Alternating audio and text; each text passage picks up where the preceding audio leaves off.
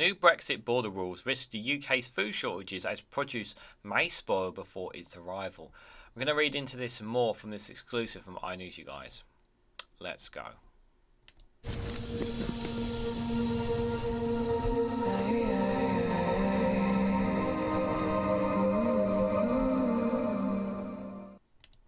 Good morning, good afternoon, good evening, wherever you are in the world. This is Reganelite here with an exclusive from iNews with the headline of New Brexit border rules risk the UK's food shortages as produce may spoil before its arrival. The exclusive reveals that new rules for food entering Britain from the EU are to be brought in, but importers warn of delays, extra costs and lorries being turned back. Guys, while you're here, make sure you hit the like button and share it across social media so others are notified of this video. Yes, Brexit! Yes, it's been a while since I've talked about Brexit, to be fair. And this, again, it's really, this isn't, I don't know what they're going to, the exclusive is going to hold before we read this together, what differences is. But if I'm absolutely dead flat honest with this, I don't think people should be surprised by this headline. I really don't think they should. Because the paperwork that has to go through is just ridiculous, and any kind of errors, any kind of mistakes whatsoever when it comes to the paperwork that comes with this, when it comes for them whatsoever, it's just going to make it, one little error and that whole truck is not going to be able to come in. That's how frustrating this is. This is going to be so frustrating, and I feel like those coming in from the EU, they're just not going to come anymore. They're going to stop. And it's gonna hit us real hard as well. I wouldn't be surprised if we find ourselves. We've already since we've left the EU, since we left the single market.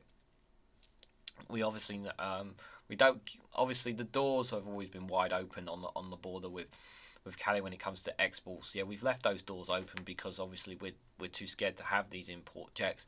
But now the rules are finally coming in. Now, yeah, you really need to start paying attention, and this is where we will find out just how, how British and sovereign we're going to be if we find out that we end up with empty shelves again. Now, I'm not saying that that's going to happen, but it's very entirely possible that it could potentially happen because we rely on a lot of imports from the EU, from all sorts of things, not just food, but many other things, but when these foods aren't getting in, or if we're not getting the food that we used to get, and you start noticing on your shelves, you're going to start asking questions. You're going to be asking, why is this costing more, or why is this gone from the shelf? Our choices are going to be much less. They were already less when we left the single market, but they're going to be even less, I believe, when this comes in, because it will just be too much of a hassle for some companies from the EU to go through this. Why would they put themselves through this? They're better off just working with other nations within the European Union. So that's the caveat there. And we didn't have to have this, guys. We didn't need this. This issue is not worth the price of sovereignty. And Brexit has not made our lives better. And people are fed up of people are fed up of people like me and others talking about Brexit. That's because these issues are not going to go away. They're not going away, and they're only going to get worse. Things will get worse before they get better. Jacob Rees-Mogg talking about waiting 50 years for the benefits to come in. Well, some people don't have 50 years, do they? And where is the benefit? Where is the benefit? All this mainly was about immigration, wasn't it? Well, how's immigration going? Oh, right, you're going to blame the war in Ukraine? Are you going to blame them for that? Are you going to point the finger elsewhere? You're going to say it's not the deal that you wanted? Labour will not make Brexit work, guys. They will do a few patches here and there and whatnot, but the fact that they won't even consider rejoining the single market is just it's just not gonna fix the main issues. You can't make Brexit work. We're going to suffer still unless we change this course. Whether it's 5 years, 10 years, 15 years, whatever, we will end up going back into the EU. It's going to happen. It's going to happen, and I know how angry that makes some people with their sovereignty feel. But guess what? People's lives are worse off, and they will see it more and more as we continue to plough on, no longer being a part of the European Union. So Britain's food supply faced being thrown into chaos within weeks by problems with the new post-Brexit border controls, which could see long delays at inspection facilities and goods carrying incorrect paperwork sent back across the channel. Oh God. Food and drink industry sources have warned that the cost of the checks could fuel the food inflation and that border delays may lead to perishable food, some 18 billion of which arrive in Britain from the EU each year, being spoiled even before reaching the shelves, of their shelf life being reduced. Inflation, guys, is going to come back. And guess what? The right wing are going to blame Labour for it as well, because they'll find a way to blame someone else except the government.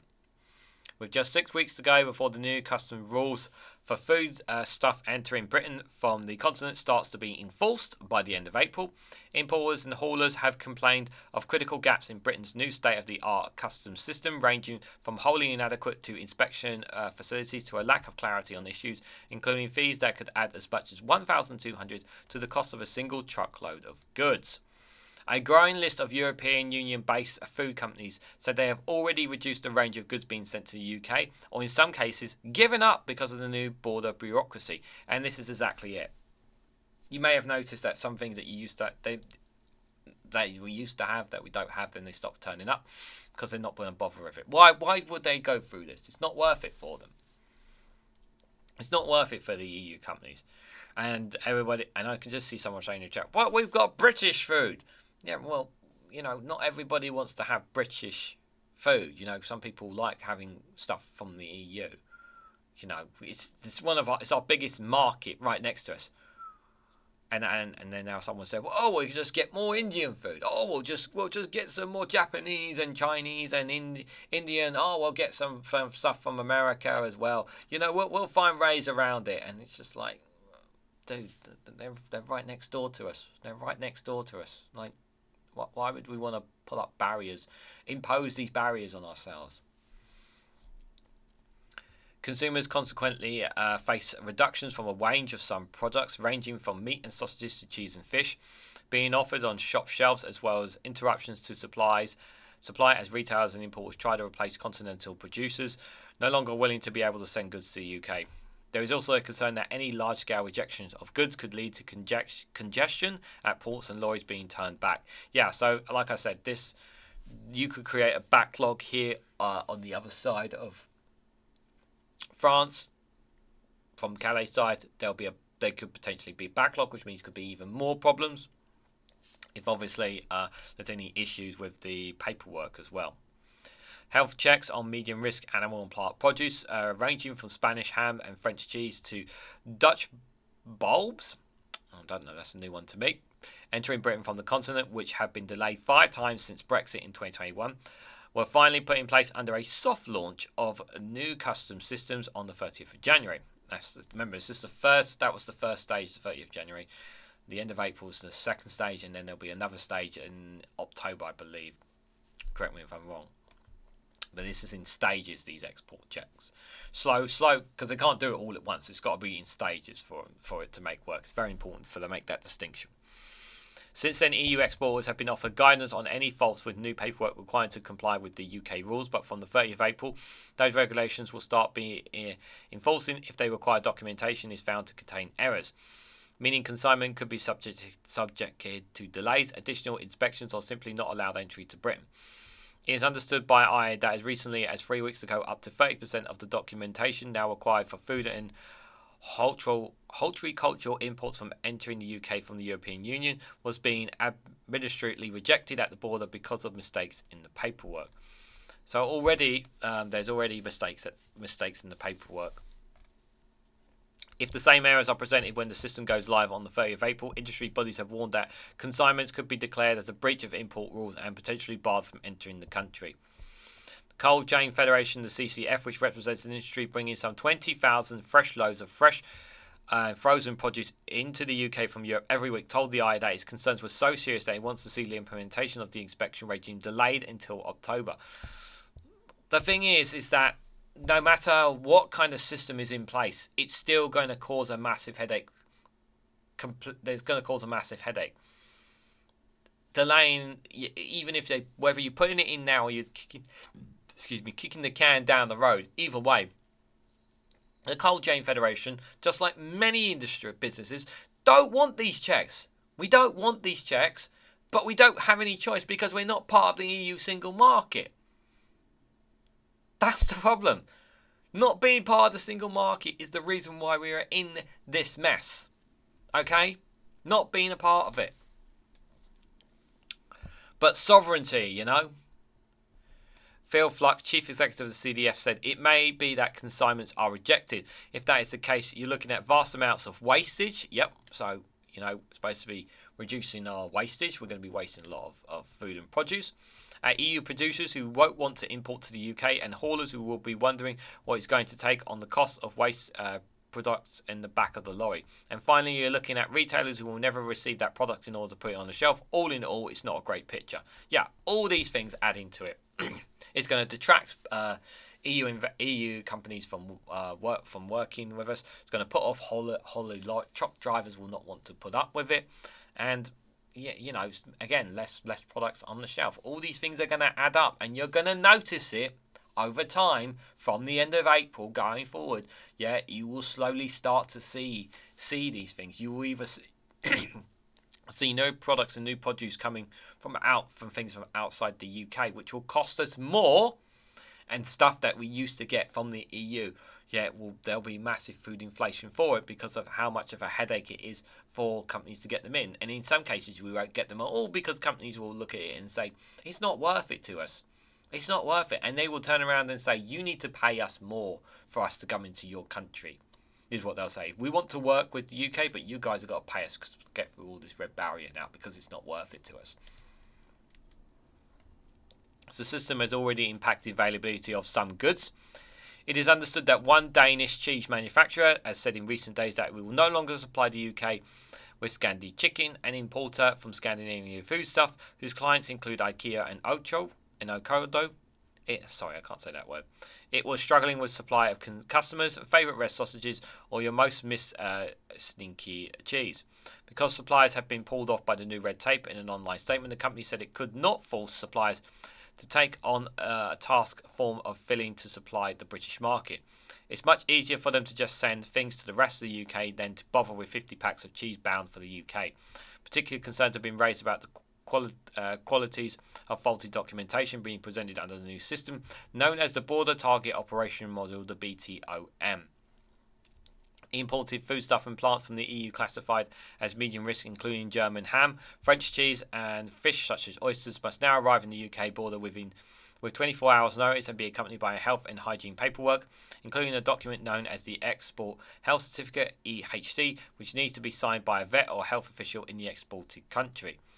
Late last month, the government issued a list of 11 common errors being routinely found on paperwork after the BTOM system began to be implemented at the end of January, with particular concerns being raised about some EU companies simply printed off model-only templates for the EHCs provided by UK authorities, which are not compliant with the new rules. Yeah, see, this is, again, EU countries, they're not going to take this. It's not worth it for them. It's not worth it for EU countries, this crap. There are fears that some regional authority countries, including Germany and Austria, do not have sufficient numbers of vets and health officials in place to process the amount of documentation required by the BTOM. German Deli, a London-based supplier of German food products, said it was considering having to reduce the range of sausages it offers after its German supplier said its local veterinary office was left unclear about what information it needs to provide to the UK authorities. The trade body represents the UK horticultural industry has warned of disruption to plant and seed supplies due to an unacceptable lack of clarity over how new border controls will work next month. The Horticultural Trade Association, the HTA, has written to the Prime Minister Rishi Sunak, don't expect an answer from him, to seek adjustments to the rules governing the imports of some categories of plants, saying there is an extraordinary amount of detail missing on how border inspection posts will handle imports from key suppliers in locations including the Netherlands. The industry is asking for the continuation of existing schemes which allow high-risk plants to be and seeds imported from the continent to be certified on arrival at nurseries, while new post-Brexit custom inspection regimes come into operation next month. Without such measures, consumers face shortages and a lack of choice for the spring and summer planting seasons, the HDA said. In its letter, HDA Chairman James Barnes said, if these changes come in without any easements, then it represents massive risk to the UK's horticultural business. Yep, another business that's going to suffer, which means people are going to be losing their jobs, which means less money for the economy, more people on the dole. But, sovereignty, right? The consequences present a dramatic risk to breathe of UK horticultural business, jobs, biosecurity, environment, targeting delivery and the choice availability to the UK's 30 million gardeners. The sectors concerned are now focused on the £22 million border control post, the BCP, at the Essex port of Harwich, one of the network of facilities that will police the UK's new border targeting operating module system, the BTRM, which documents checks and physical inspections of goods entering Britain. The Harwich facility has 7 bays dedicated to horticultural inspections, but the industry fears are insufficient to handle the £600 million of plants and flowers arriving each year from the Netherlands. The industry is going to suffer. This industry is going to suffer, just like many other industries are going to start to suffer once this all starts kicking in full at the end of April. Mr. Barnes says the situation was being exacerbated by the lack of detail from the government, including the fee that imports will have to pay to cover the cost of inspections.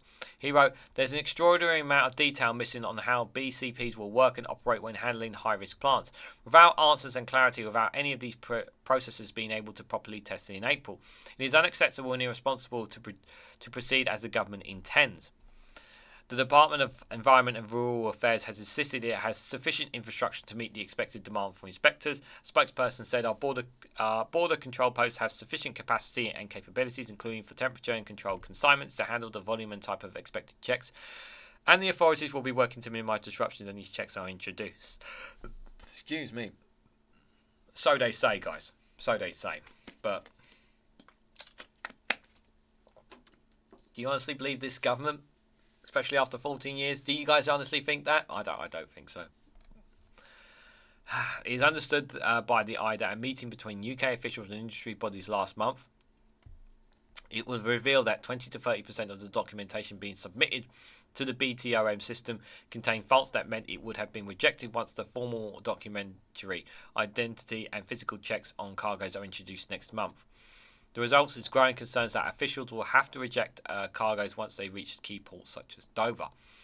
The CCF, whose industry compromises temperature-controlled warehouses, hauliers and retailers, is worth some of £8.5 billion a year, has written to Steve Barclay, the Secretary of State Department Agriculture and Rural Affairs. DEFRA warned that the system coming into operation next month poses significant challenges to the sector. Of course it is. I was going to say the other word, but I can't. Potentially jeopardising vital supply chains and impacting food and biosecurity at a crucial time. The government insisted it has sufficient infrastructure to implement new border checks and will introduce them in a way that will minimise disruption to cross-border trade with the EU. But representative bodies in the food and horticultural industry said they fear the system cannot proceed in April and without the risk of large-scale disruption and damage to the credibility of BTRM itself. The CCF has said it was concerned that the Kent border facility earmarked by the government to carry out physical checks on lorries arriving from Dover lacks sufficient temperature-controlled bays for the dozen of inspections likely to be needed each day. Dover cannot do this. Dover's not going to be able to do this, guys. Mr. Pluck, the CCF's chief executive, said the 7 bays at Sevington site, which is situated outside Ashford, some 22 miles from Dover, was simply not adequate to meet the expected inspection levels. He added there were also concerns that fresh produce could be spoiled if a 90-minute target time for checks is exceeded, and pointed out that the overarching requirement for BTRM of 24 hours notice to be provided for consignment was unworkable for an industry with a standard service level of collecting and transporting consignments within 4 hours of booking. The CCF and other food industry sources said they are also still waiting for clarification on the level of consignment fees to be charged to all importers to meet the cost of the new inspection system. Why are we still waiting for this as well? which Defra said will be between £20 and £43, a figure that would add up to around £1,200 to carry the cost of lorry carrying a standard groupage, a load of cargoes from multiple producers. Mr. Pluck said it was inevitable that food inflation will arise from the deployment of BTRM, adding that a delay until October for the full application of checks would at least provide a cushion for EU-based producers and the UK inspection regime to be made ready. Why were they not doing, if they kept kicking this can down the road, why are we not ready now? Why are we not ready now? It's 2024. It's been, 4 years since we left the EU? Why are we not ready now? He said the government has done with BTO what it has done in several other sectors, which has come up with its own solutions, and then say it's a consultant in the industry. What we are saying that it should take time to actually work with us. We are not afraid of inspections. In fact, we actively welcome them, but we are concerned that the system as it stands isn't going to work for anyone, including the UK consumer. Why not work? Are they not working enough with the industries here? Because that's the impression I'm starting to get here the more I read into this. DEFRA said it was carefully monitoring documentation compliance, adding it was confident that a border control post would have sufficient capacity to carry out the required checks. A spokesperson said the new border controls are being introduced progressively following extensive consultation with industry and are necessary to protect the UK's biosecurity from potential harmful pests and disease. Where we have identified common errors in complete paperwork, we have been sharing additional guidance with the industry. A lot of information, and one thing is for sure based off all this, guys, is that we are not ready for this. The EU industries are not ready for this. There is just still we are not ready. This is incredibly concerning. And the thing is that yes, you kick this problem down the road. I think they should kick it down the road, because quite clearly we're not ready for this. And I don't, and the EU companies coming into the UK, or any for that matter from the EU, are not going to be ready for this. It's pretty clear that they're not ready for this. And by the way, that's not their fault. That's the government's fault. The government has had 4 years to be clear about its guidance in that, and they haven't been ready for this at all. The government haven't been ready for this at all. So a lot of blame. You have to put a lot of blame on the Conservative government on this as well.